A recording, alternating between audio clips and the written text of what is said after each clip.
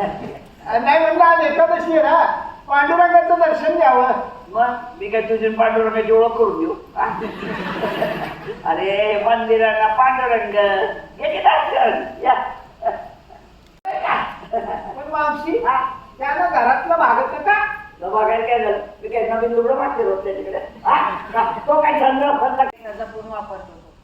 थोडी शेती होती ही पण दिली त्याने आईच्या पोटाच्या आजारपणासाठी. अरे पांडुरंगा, अहो म्हणजे तुमची गरिबी तुमची अडचण आहे का हो? आणि तुमची आई तुमची अडचण आहे का हो? तुम्ही काही बोलता का हो? अहो आई कुठं अडचण असती वय? तुम्ही काही म्हणा महाराज, काय म्हणायचे आता राहिले?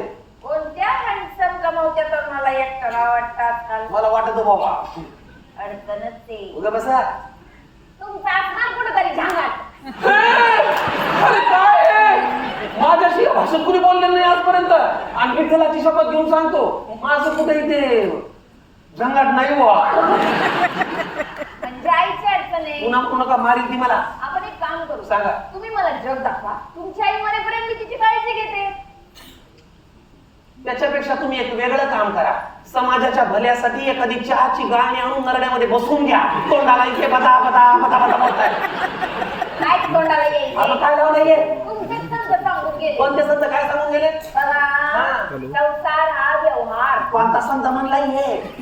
एका जोडीदाराकडून आनंद वाटेल असं काहीतरी मिळत असतं, म्हणून दुसरा त्याला आनंदात ठेवतो. पहिल्या रात्री माणूस जर आलीच नाही तर हाणायचं कुणाला? माझ्या लक्षातच नाही. आणि दुसरा प्रश्न फार महत्वाचा आहे. माझ्या वडिलांनी पहिल्या रात्री माणसं हाकली होती का? हल्लेली दिसायली. विषय आहे लग्न. आमची आजी आम्हाला सांगून गेली, पूर्वदत्तेषु भार्यात् पूर्वदत्तेषु धनम. पूर्व पुण्याईनं सोपं करून सांगू का मिळती? तुमची आमची अक्कल तिथे कामाला येत नाही. पूर्वीच्या नाताच्या लग्नामध्ये थोडाफार फरक पडलेला आहे. पूर्वी काय व्हायचं, पोराला किंवा पोरीला कुणाची म्हणून पसंती येत नव्हती, पण रडत पडत लग्न तरी व्हायचे. आताच्या पोराला किंवा पोरीला रोज वेगवेगळ्याची पसंती आहे, पण काही केलं लग्न काही होत नाही. परवाईट जोडपं माझ्याकडे आलं, मला म्हणले महाराज आमचं लग्न ठरलंय, लग्नाला तुम्ही या. म्हणलं हरकत नाही, पत्रिका तुम्ही द्या. म्हणले महाराज संतांनी आम्हाला याच्याविषयी काही मार्गदर्शनच नाही केलं. बघा, संत ज्ञानेश्वर ज्ञानाविषयी बोलले, संत नामदेव नामाविषयी बोलले, एकनाथांनी भारूड केले, आणि तुकारामांच्या गाथेने मनावर गारूड केले. पण या काही संतानं बायको आणि आई या संसारूपी अडकीच्या तडकलेल्या नवरारूपी सुपारीनं फुटायचं कसं मार्गदर्शन नाही केलं.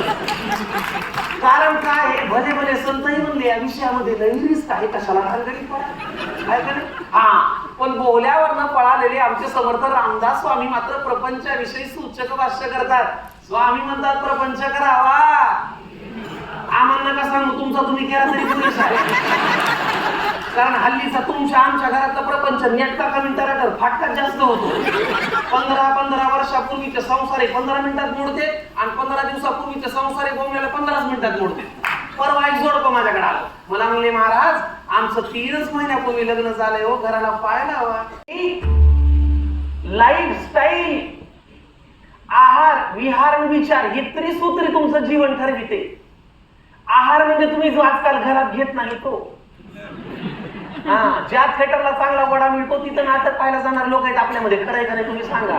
तिथं तर कॅन्टीनच नाही, त्याच्यामुळे बोंब आहे आम्हाला माहिती आहे का नाही? आहार म्हणजे तुम्ही जो आजकाल घरात घेत नाही तो.